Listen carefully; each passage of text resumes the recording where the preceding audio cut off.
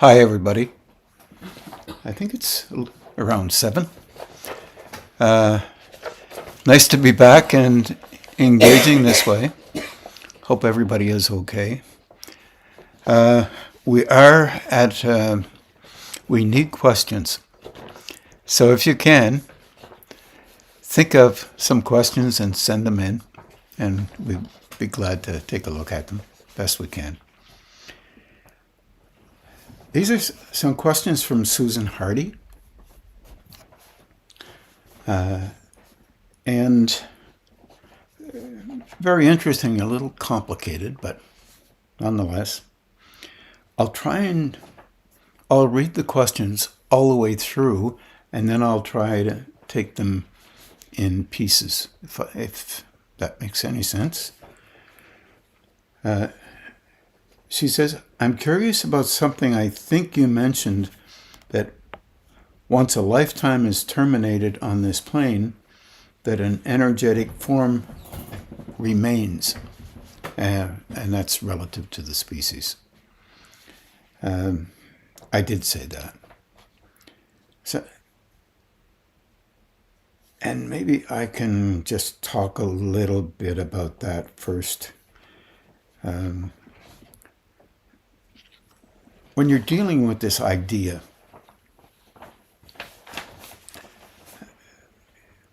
you have to translate a little bit the physical, emotional, and mental engagement that we have with these planes, and translate it into an idea that relates to energy.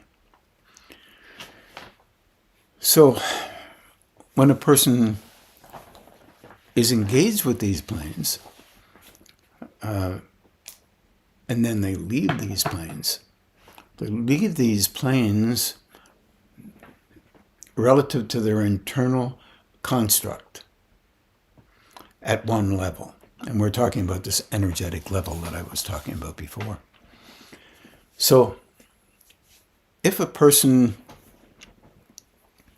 has a certain capacity to handle energy related to subtle levels, or what we tend to call spiritual levels, these levels or planes of reference on that astral plane or astrophysical plane.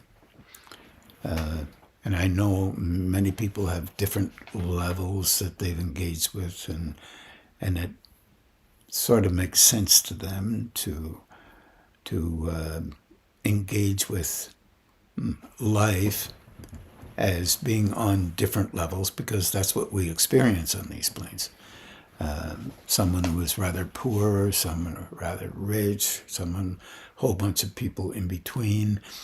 And that's only one aspect. But we're talking about energetic engagement here. We're talking about the ability or inability to engage with higher states for a purpose that relates directly to helping lower states. Okay, we're starting at that level first. What the heck does that mean? Well, when we're talking about different levels, it's not only related to the physical form or the personality construct. That is an energy form, I agree.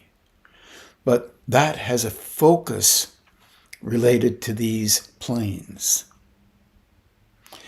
And since that's what we try to understand things in, these planes, we try to understand things relative to these planes, then it makes it kind of complicated if your experience is not related to, I'm trying to think of an example, an angelic form, for example, which some in our past, or wherever maybe have had experiences with forms that don't relate to these planes. That has an impact on the energetic engagement that an individual has even if they're on these planes. So, let's say such a person has had contact with beings who are what that we would call spiritual, but they don't exist on these planes that we can see. So that person is affected by that. So they then can handle energy on these planes relative to those planes. So you have 2 points of reference here, one higher and one lower because they're relating to these planes. And so in these 2 places, that person here that happens to be on these planes, when they pass, they would be, let's say, imbibed with energy that relates to an angelic form. All right. That has an effect on the species. It's the kind of effect that is something like this. That allows other beings who haven't had that experience move towards, if their interest is there, being able to handle the subtlety, a little bit at least, of another state, but even if they haven't had that experience. That sounds a little bit strange, but nonetheless.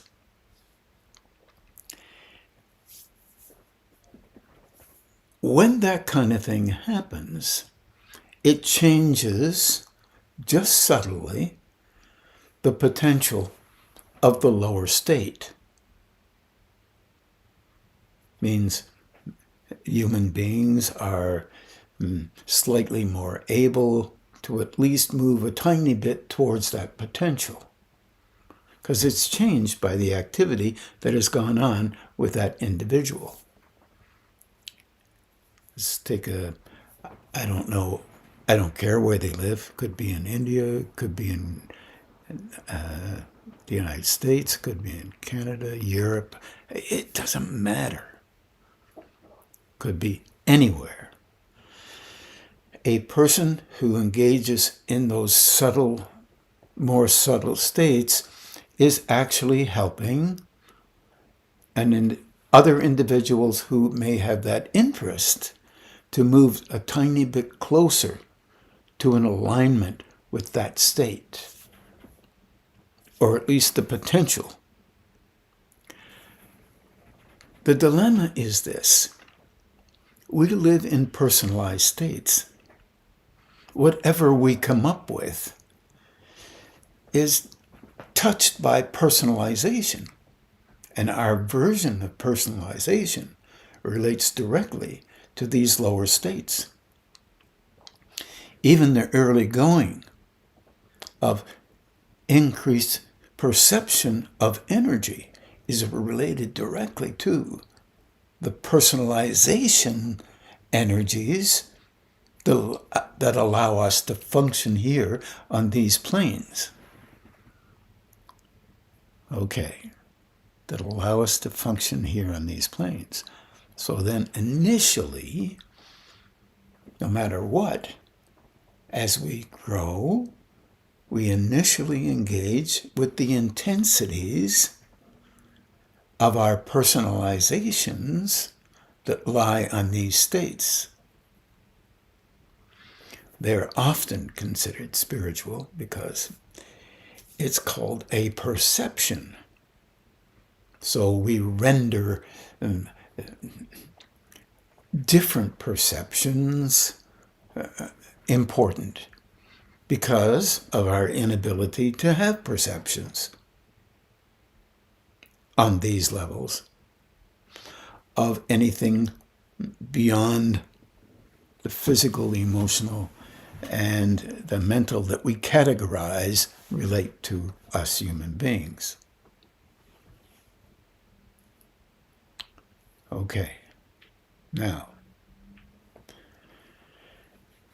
even though these lower levels are not separate when you talk about a personality, there is a separation involved. If you look at a person's picture, you see their physical body. When you listen to a person's intensity and how they value their own self-interest, that relates to their personalized version of a personality. Still related to these planes.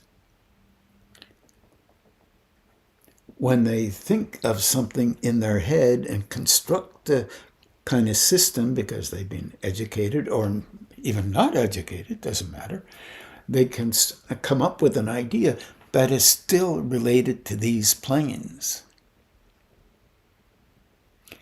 This has been known for the longest of times.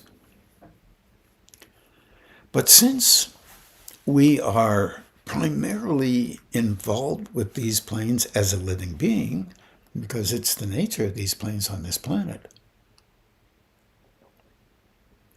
then we tend to see things through the kind of logic that we maintain has to be okay because it's ours. And many folks have come up with many ideas. Perceiving something experientially is different than theory. So, when a person passes from these planes into a state that they don't have the body involved with, they still have the memory of their engagement with these planes, at least initially. But they have also the internal engagement within themselves and their willingness to move towards understanding something beyond what they understand at a particular moment. They want to move forward. Now, that's awkward because they may not want to move forward. They might want to maintain the flavor of how they believe things should be because it's been that way within them and they have a strong relationship and necessity to hold on to that way of engaging for the purpose of kind of quotation marking their personality. That is normal here. That's what I'm talking about in relationship to how we function here.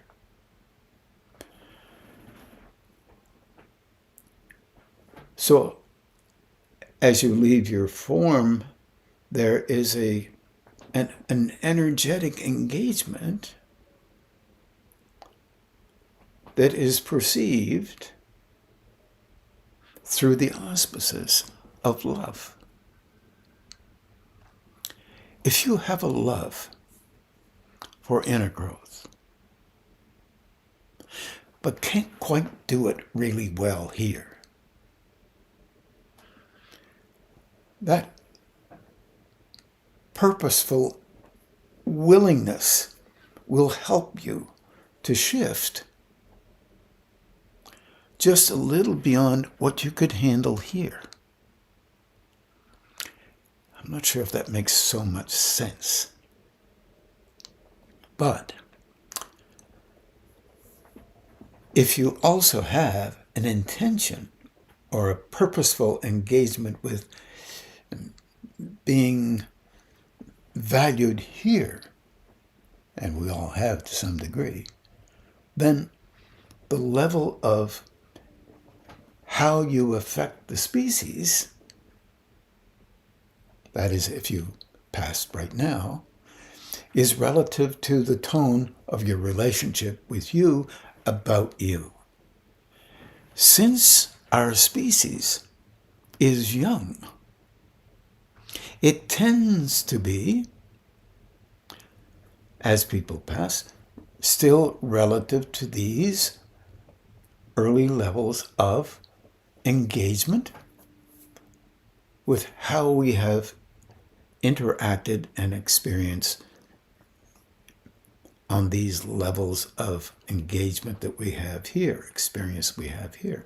So what does that mean? Does it mean, holy smokes, my last 50, 60, 70 years, I've been like this, and yeah, you're a mixture of something. Yeah, it's true. But then how can I kind of help in whatever years I have left, support a movement or a potential that can be shifted just a little bit if I'm normally used to being on these planes? It's a good question.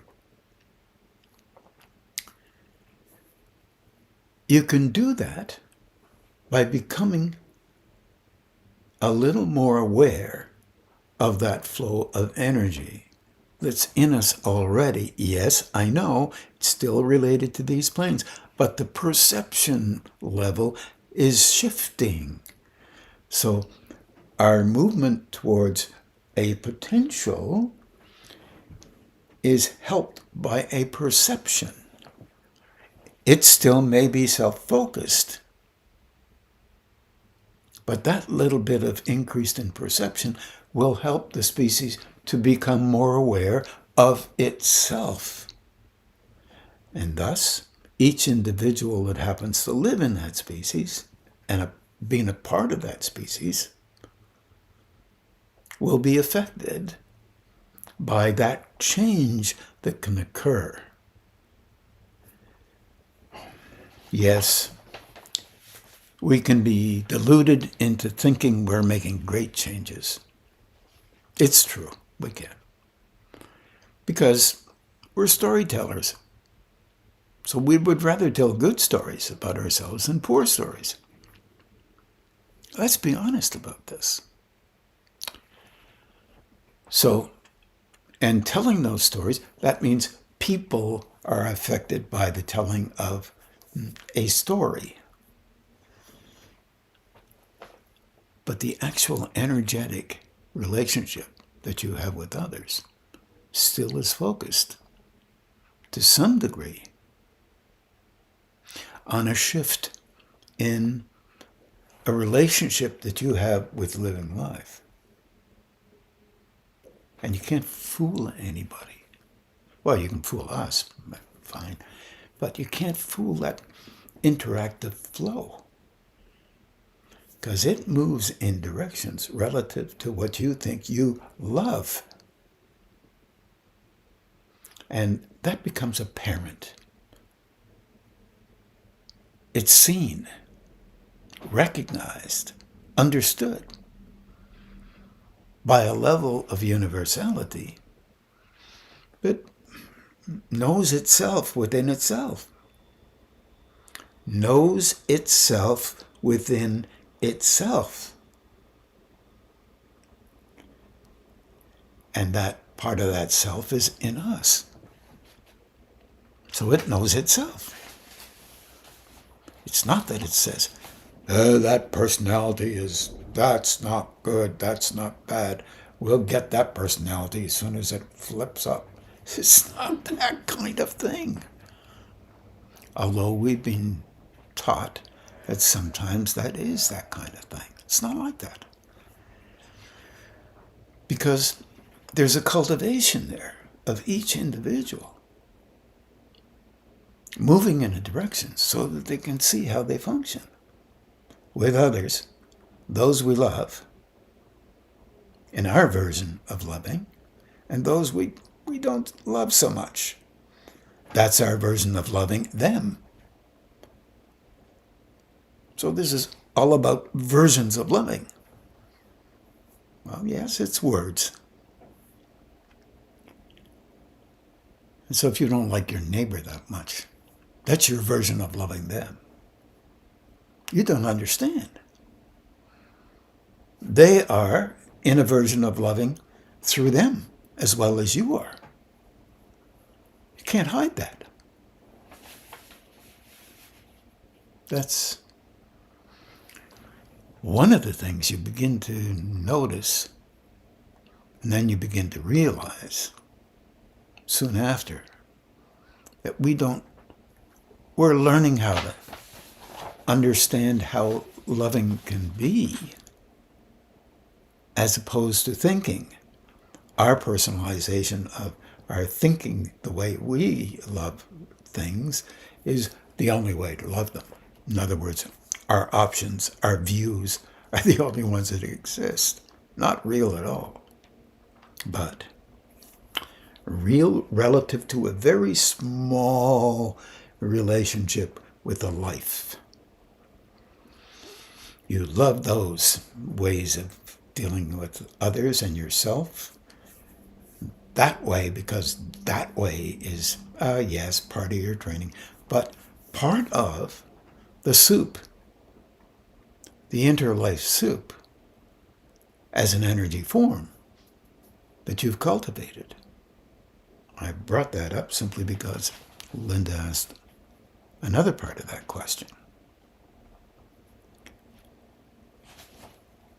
Or, sorry, not Linda, but Susan. Sorry about that. Susan asked another part of that question. When you're dealing with loving, you're dealing with many levels of understanding and behavior and reactions. And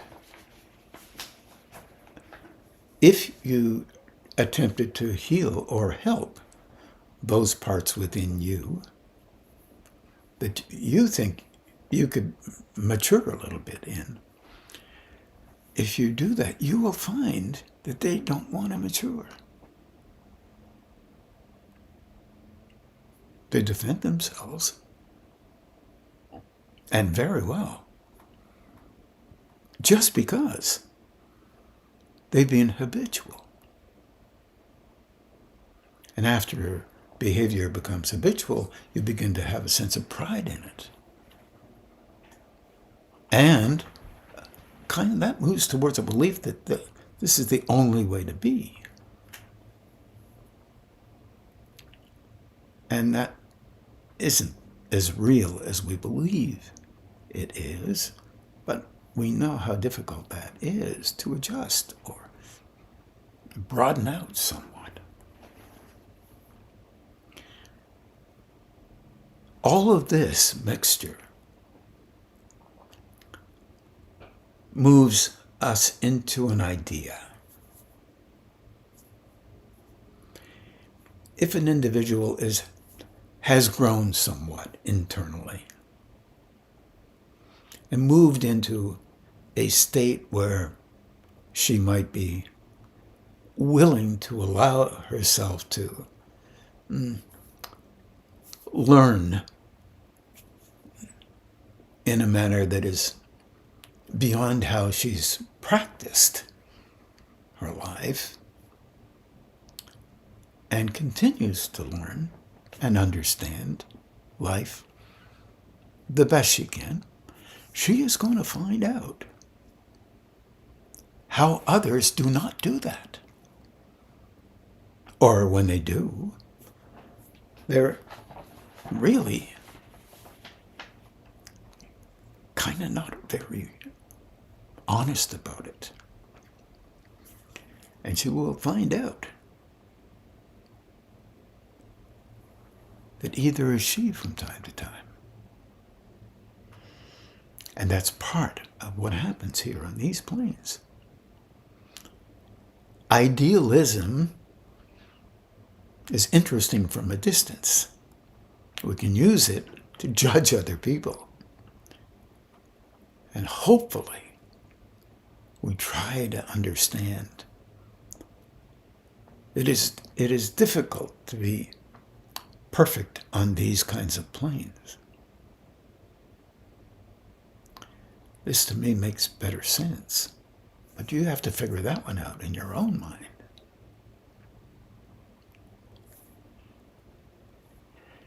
If an individual has become able to engage with life in a way that may be helpful,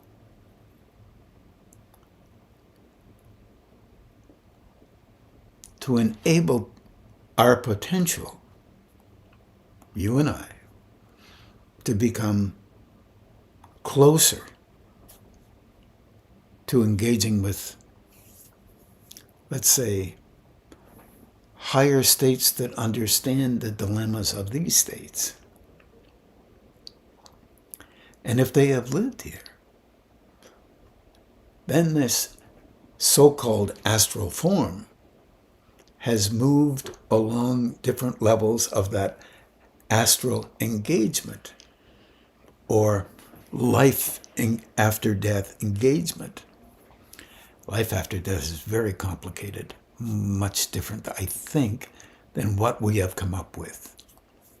It might include a lot of the stuff that we've come up with, because we've come up with it, and we may render it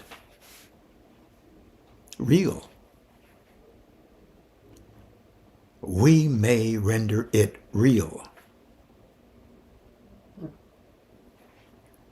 with an awareness of existence beyond these levels of life. Construct a form to be helpful in our own way,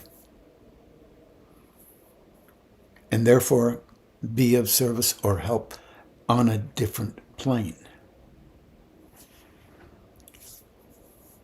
I happen to think that that may be so, but you don't have to swallow that one.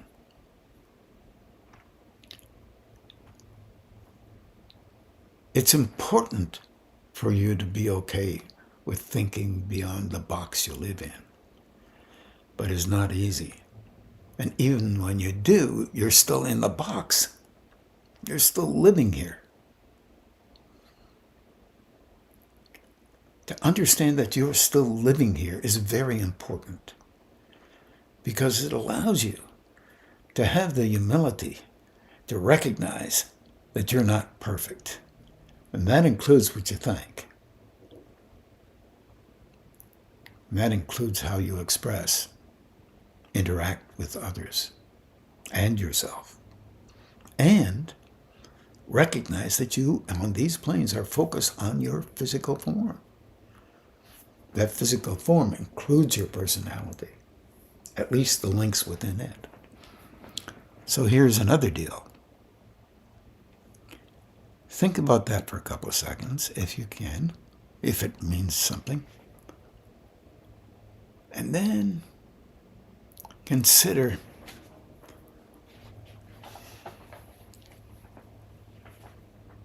the possibility of the previous lives that you may have lived. It's a dilemma with this past life thing. If you have experienced past life renderings, and many, I won't say many, but many, I'll say it, many have. Not that many, by the way. But we have many who have aligned with past lives as if they have lived them, because they have a sense that it makes some sense that they might have been this person or that person. They may not have been either. But I'm talking about literally seeing you playing a role in a past life. And if you do have that, try to figure out where you went astray. That might help you here. In other words, you may be I'll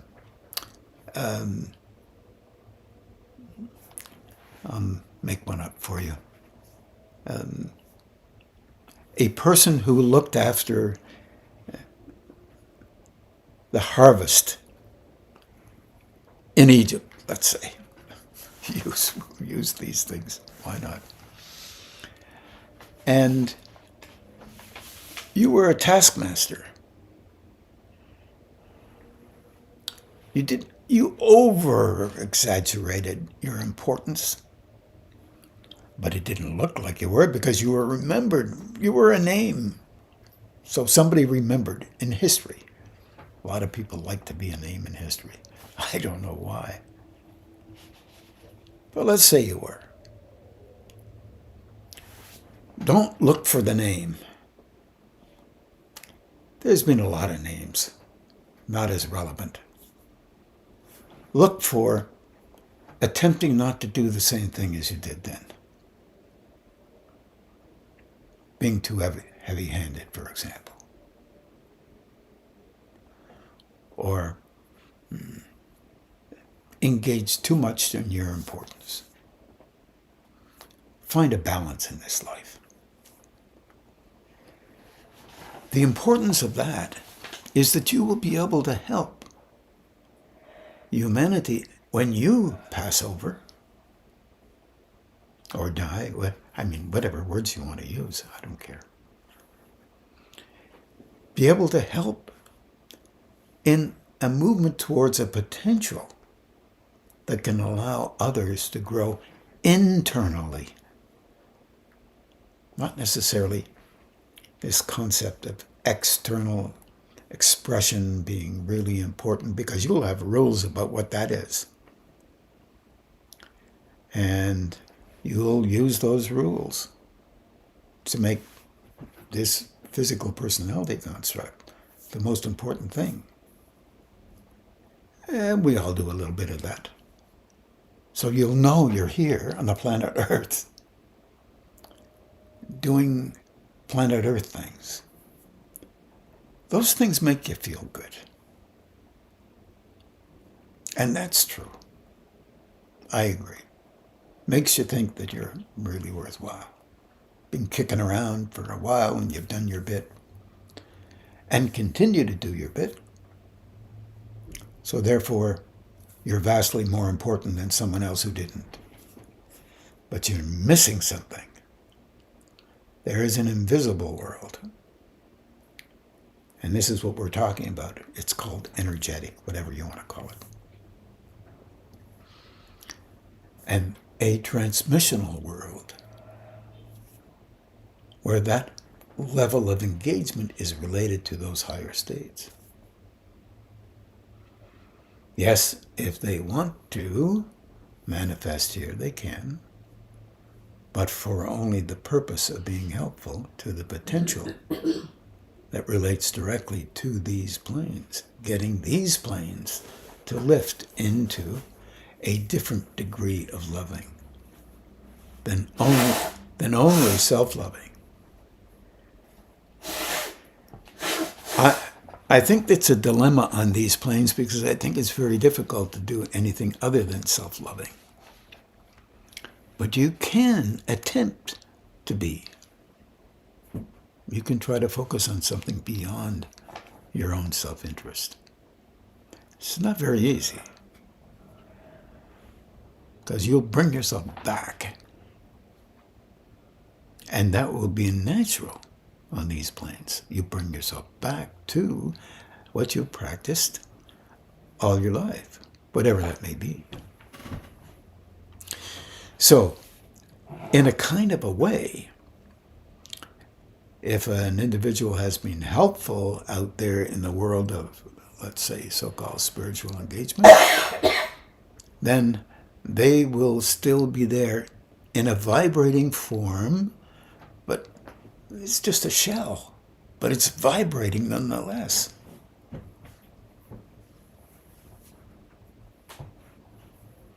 And that is affecting all others who vibrate. And for some of you who have an idea about what I've been talking about for quite a while, we are all vibrating beings. And the levels of the tones of those vibrations relate to how you engage with the world. And this is very difficult to make sense of, or to want to make sense of, or to want to make adjustments in those vibrating emanations. little at a time, means you did something.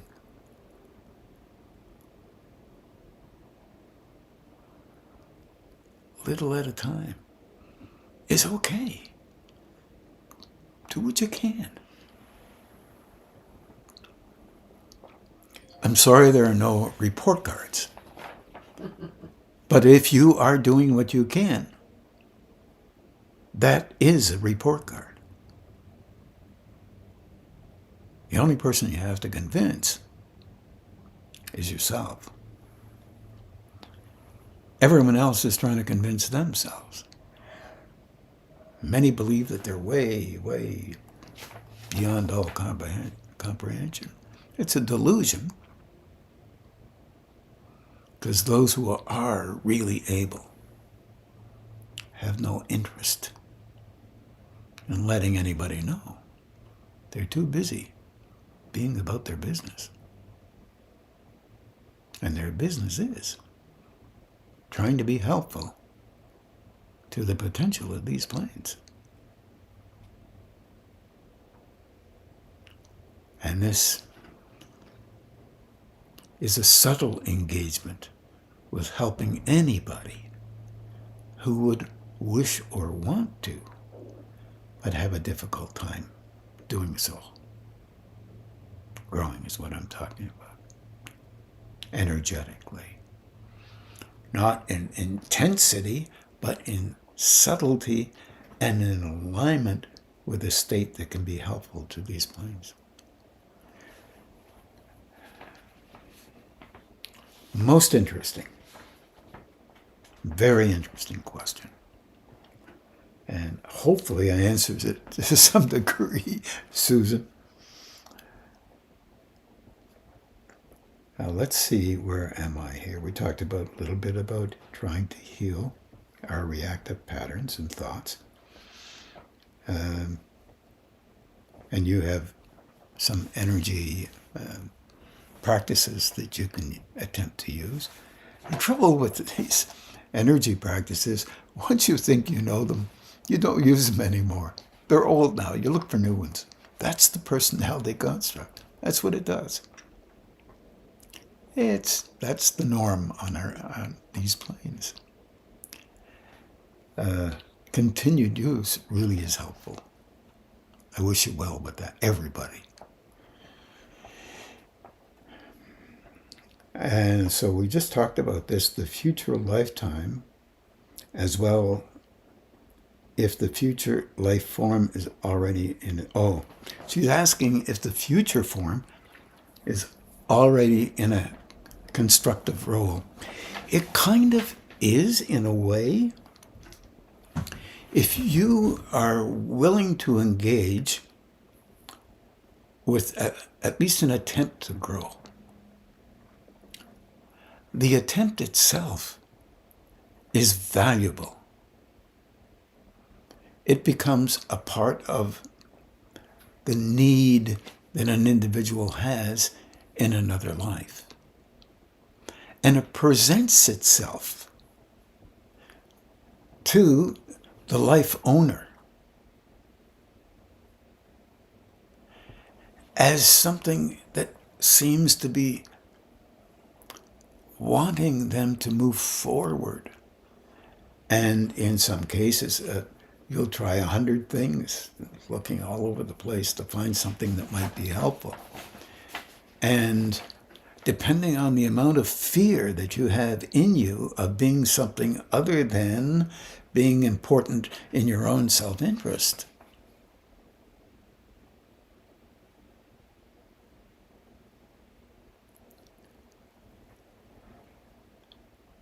that movement internally will push you in directions that might be helpful to you.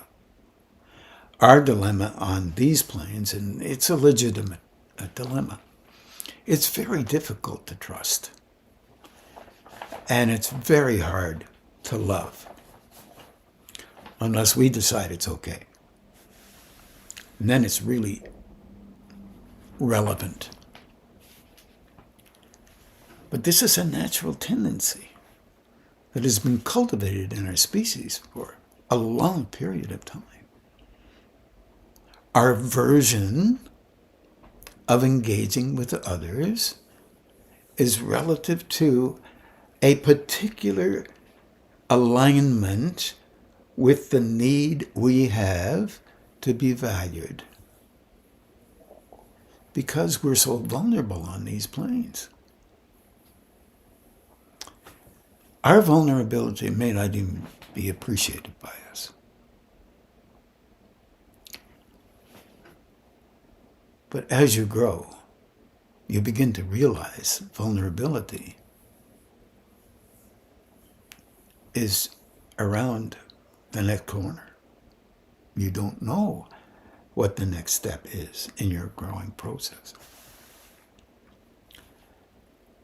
One way to stop that is to only focus on one thing being right. I suggest you don't do that. Because to understand broader, you have to recognize that all human beings are engaging with a level of loving that is focused on them. And that sounds really, really not nice, but it's not that it's not nice. It's how we learn how to function and perceive broader than what we've been trained to. It's a little complicated there. And if you look around at yourself or others, you'll find that they're doing the best they can for them. For them. And they will continue to do so. And they can't move too quickly. Otherwise, there's an effect that tends to occur. There's a reflex internally for self-preservation of a kind. It's not self-preservation that, they're not going to die or anything. It's just that they are preserving the images that they've already constructed. And that's normal in our world. So slow and easy is really important. Inner growth is something that if you are moved to grow quickly, it makes it very difficult because your personality structure demands that you use that energy for itself. And it will hide that from you. It's not a bad thing, good thing. It's what happens here. There is an abundance of energy that comes from the species itself, because each one of us on this earth right now, and that's only talking about now, 8 billion people plus, are intensely engaging with being a part of the species that wants to maintain how it is. But it can be shifted. The more normal folk, you and I, can engage at a level of at least an attempt.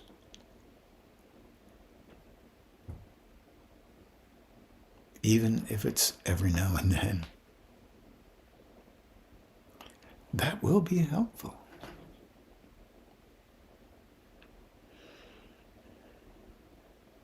And it will help others. Because you may not see a change in others, but they may be able to see a change in you. At the same time, you will likely be a little bit harder on yourself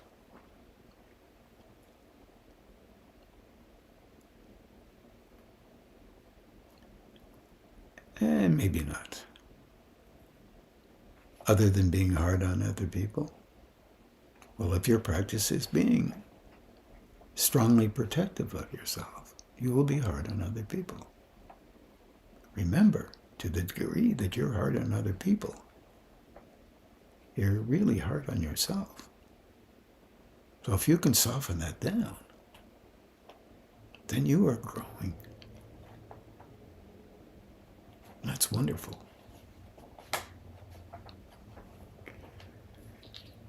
And that has an impact because while you're here and when you pass, your shell, your vibrating beingness kind of thing, will be affecting the species.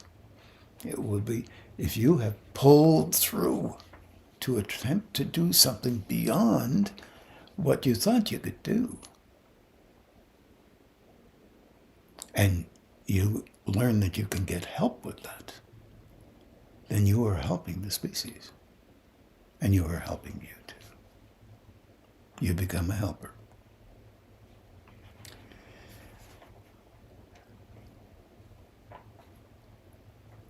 Susan also asks, I am curious about the astral plane as I have read that it has levels as to the capacity of the form having been able to handle flow. Yeah, sort of, she says. Yeah, it's true. And we've just been talking about that. The more, you see, this is a complicated thing. When we get to definitions are so difficult to engage with. I have more energy in me than many other people do. Yeah, you got a lot more intensity. So you're perceiving more energy. But now, can you perceive subtler energy that will soften down that intensity? It's part of what we all engage with as we begin to be aware. We are doing the best we can. So include the fact that if you're an intense person, you're going to perceive intensity. But you won't always perceive intensity. As you grow, it will be softer, and you can, it's visceral, you can perceive it. It's an awareness, sensate. And that is a key. It's a sensation. That means the personality construct itself, as it develops, can also develop an ability to perceive or watch or observe itself in action. Not as a personality only, but as an energetic form. Both of those things.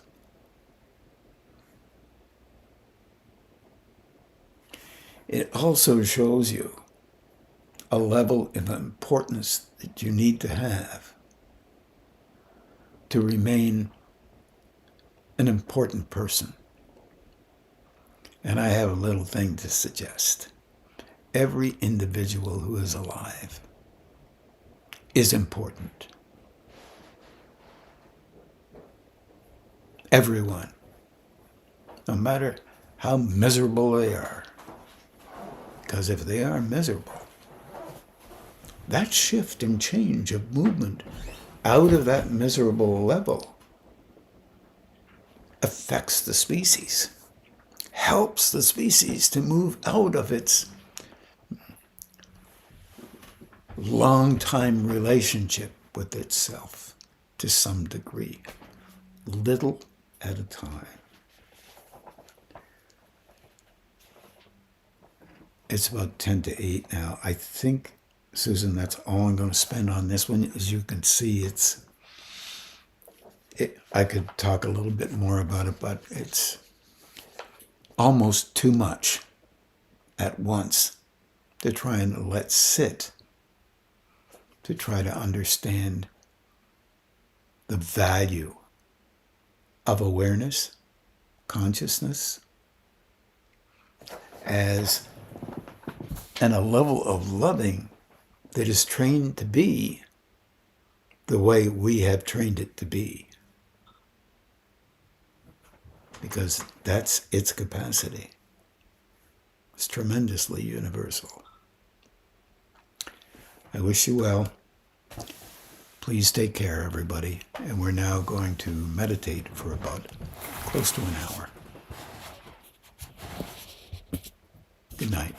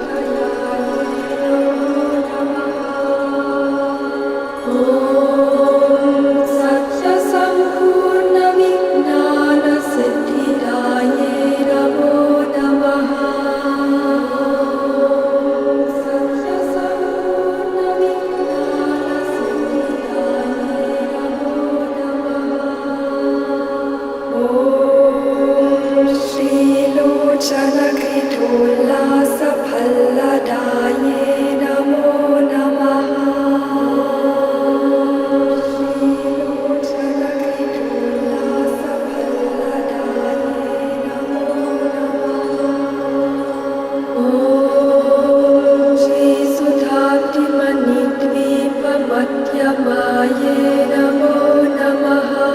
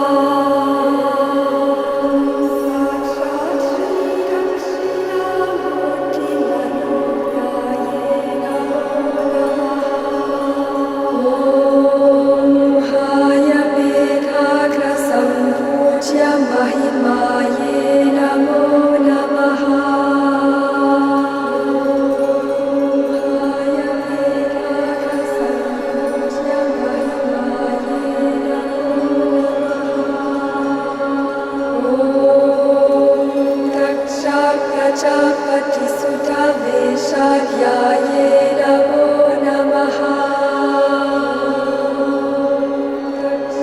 Prajapati Sutta Veshadhyaye Namo Namaha. Om Sumabhane Shukodanda Manditaye Namo Namaha.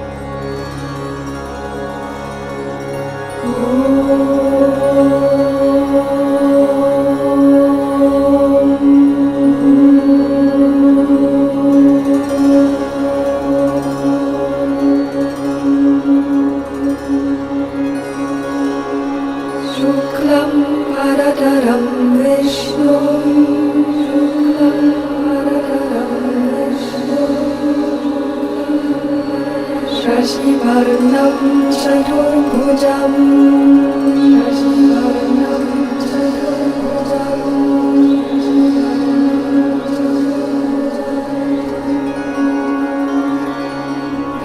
Prasannavadanam Dhyayet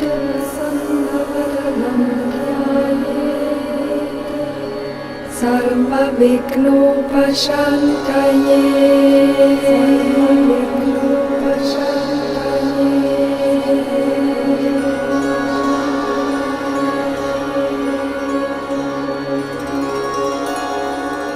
Akachanana Padmarkam Akachanana Padmarkam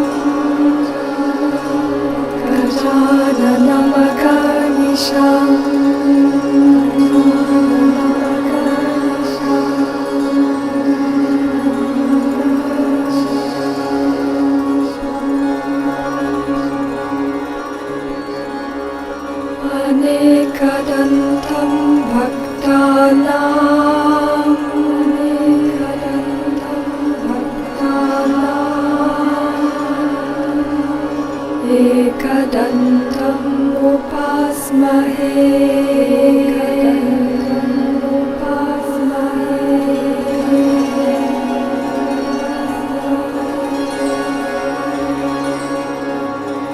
Gajananam bhutaganaadisevitam.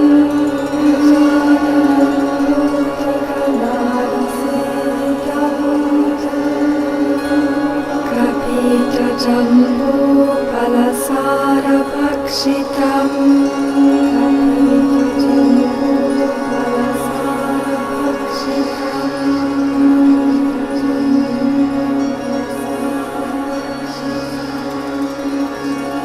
Umasutam shoka vinashakaranam.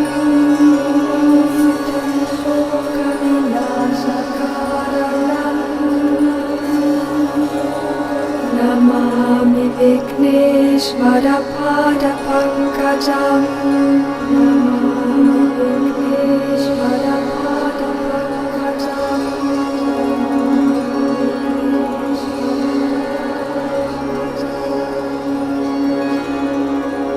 Mushika Vahana Modaka Hasta.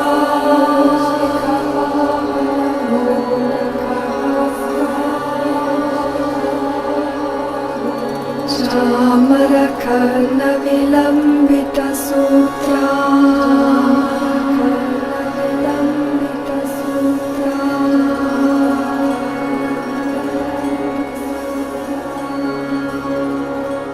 Vamana rupa maheshvara putra. Maheshvara putra. Vighna vinayaka pada namaste. Vinayaka pada namaste.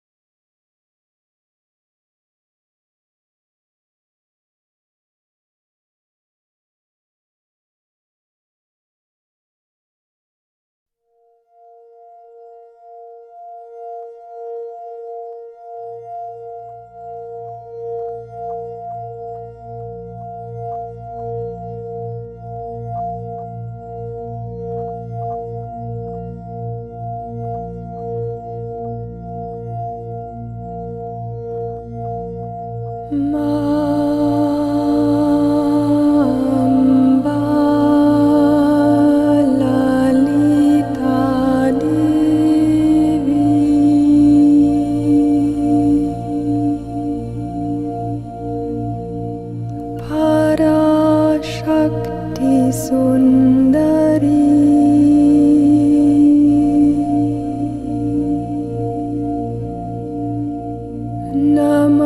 Namastasye Namastasye Namastasye Namo Namaha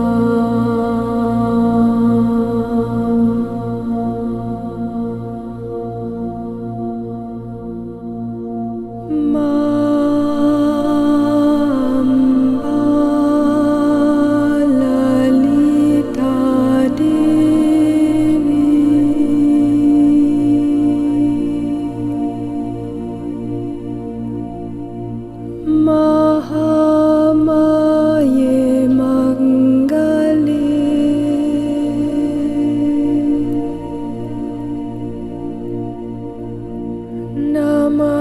Namastasye Namastasye Namastasye Namo Namaha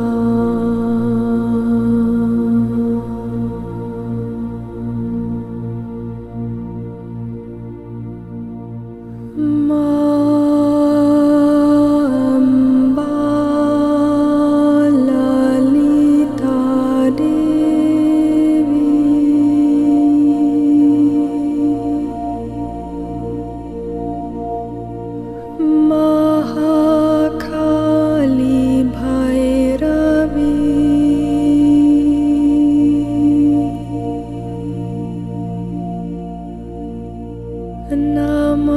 Namastasye Namastasye Namastasye Namo Namaha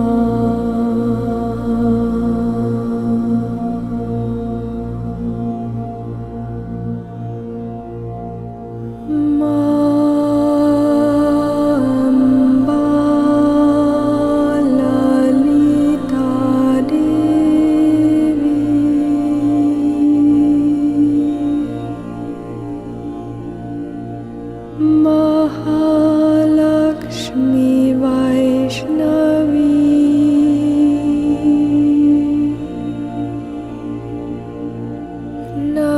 Namastasye Namastasye Namastasye Namo Namaha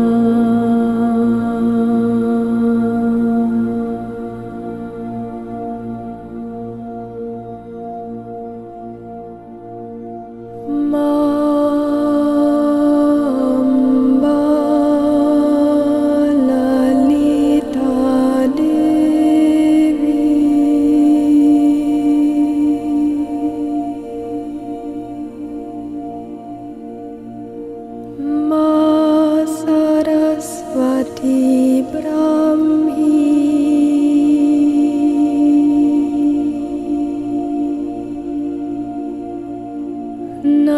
Namastasye Namastasye Namastasye Namo Namaha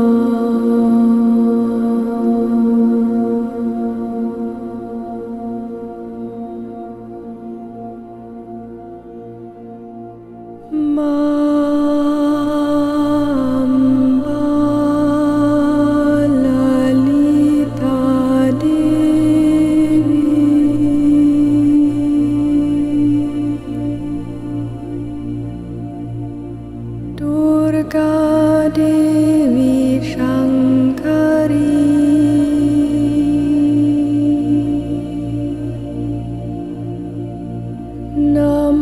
Namastasye Namastasye Namastasye Namo Namaha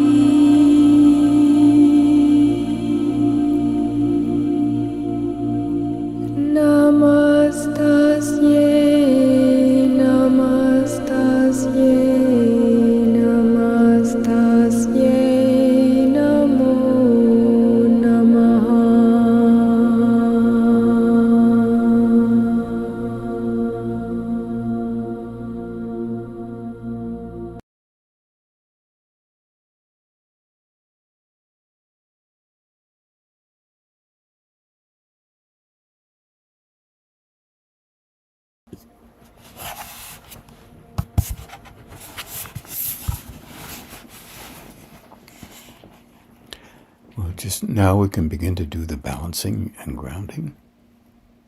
And good night, everybody.